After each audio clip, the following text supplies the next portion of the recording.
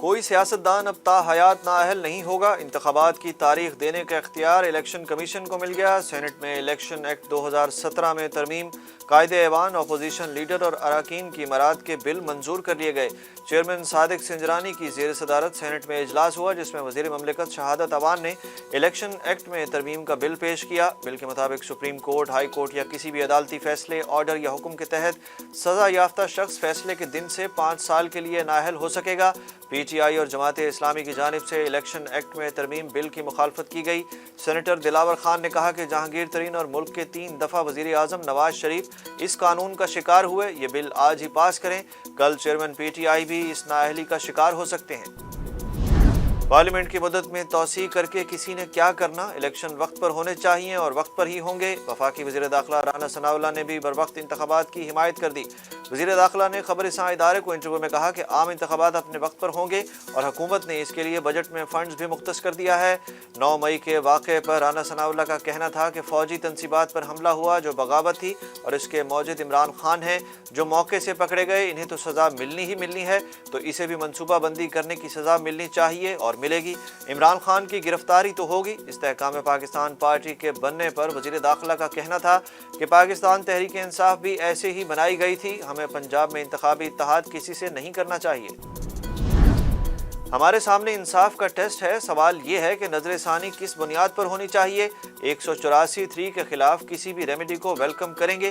پنجاب انتخابات اور review and judgment سے متعلق کیس کی سماعت میں چیف جسٹس پاکستان کے ریمارکس۔ جسٹس منیب اختر نے ریمارکس دیے کہ نیا قانون خود کہہ رہا ہے کہ اپیل نہیں بلکہ نظر ثانی ہے۔ جسٹس اعجاز الاحسن نے کہا کہ بادی النظر میں قانون کہتا ہے کہ اپیل اور نظر ثانی میں فرق ہے۔ سپریم کورٹ نے کیس کی سماعت پیر تک ملتوی کر دی۔ ہمارے سامنے انصاف کا ٹیسٹ ہے، سوال یہ ہے کہ نظر ثانی کس بنیاد پر ہونی چاہیے۔ 184(3) کے خلاف کسی بھی ریمیڈی کو ویلکم کریں گے۔ پنجاب انتخابات اور ریویو اینڈ ججمنٹ سے متعلق کیس کی سماعت میں چیف جسٹس پاکستان کے ریمارکس۔ جسٹس منیب اختر نے ریمارکس دیے کہ نیا قانون خود کہہ رہا ہے کہ اپیل نہیں بلکہ نظر ثانی ہے۔ جسٹس اعجاز الاحسن نے کہا کہ بادی النظر میں قانون کہتا ہے کہ اپیل اور نظر ثانی میں فرق نہیں ہے۔ سپریم کورٹ نے کیس کی سماعت پیر تک ملتوی کر دی۔ سمندری طوفان بائپر جوائے بھارت میں ٹکرا کر ہوا کے کم دباؤ میں تبدیل۔ پاکستان میں طوفان کی تباہ کاریوں کا خطرہ ٹل گیا۔ ٹھٹھا اور بدین میں تیز ہواؤں کے ساتھ شدید بارشیں، نشیبی علاقے زیر آب، جبکہ طوفان سے بھارت میں تباہی، 2 افراد ہلاک، 20 سے زائد زخمی۔ تیز ہواؤں اور موسلا دھار بارشوں سے گھروں کی چھتیں اڑ گئیں، درخت اور پول گر گئے، درجنوں ٹرینیں منسوخ کر دی گئیں، نشیبی علاقوں میں پانی بھر گیا۔ کراچی کے جناح انٹرنیشنل ایئرپورٹ سمیت 3 پاکستانی ایئرپورٹس پر طیارے اتارنے پر مشروط پابندی عائد کر دی گئی۔ سول ایویشن اتھارٹی نے سمندری طوفان بائپر جوائے کے تناظر میں محفوظ ہوائی سفر سے متعلق نوٹم جاری کر دیا۔ ترجمان CAA کے مطابق نوٹم آج رات 12 بجے تک نافذ العمل رہے گا۔ توشہ خانہ کیس میں طلبی نوٹس کے باوجود چیئرمین پی ٹی آئی آج نیب پیش نہ ہوئے۔ نیب نے چیئرمین پی ٹی آئی کو بطور ملزم متعلقہ دستاویزات کے ہمراہ آج 11 بجے طلب کیا تھا۔ نیب کا کہنا تھا کہ سابق وزیر اعظم کو 108 تحائف ملے، عمران خان نے 58 تحائف توشہ خانہ میں جمع نہیں کرائے۔ 9 مئی کو توڑ پھوڑ اور جلاؤ گھیراؤ کیس میں پی ٹی آئی رہنما یاسمین راشد کے زیر استعمال موبائل فون اور گاڑی برآمد کر لی گئی۔ پولیس کا کہنا ہے کہ یاسمین راشد کا موبائل فون فرینزک کے لیے بھجوا دیا ہے۔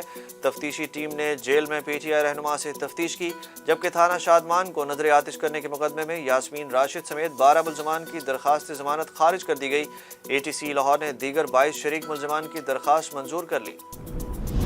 سینٹ الیکشن مبینہ دھاندلی کیس میں سابق وزیر اعظم یوسف رضا گیلانی کے بیٹے علی حیدر گیلانی سمیت 3 افراد کے ناقابل ضمانت وارنٹ گرفتاری جاری۔ ملزمان کو گرفتار کر کے پیش کرنے کا حکم دے دیا گیا۔ سینٹ الیکشن میں مبینہ دھاندلی سے متعلق کیس کی سماعت ڈسٹرکٹ اینڈ سیشن کورٹ اسلام آباد میں ہوئی، جس میں جج امید علی بلوچ نے تمام ملزمان کے ناقابل ضمانت وارنٹ گرفتاری جاری کر دیے۔ ڈسٹرکٹ اینڈ سیشن کورٹ اسلام آباد نے فرد جرم کی کارروائی ایک بار پھر مؤخر کرتے ہوئے کیس کی سماعت 14 جولائی تک ملتوی کر دی۔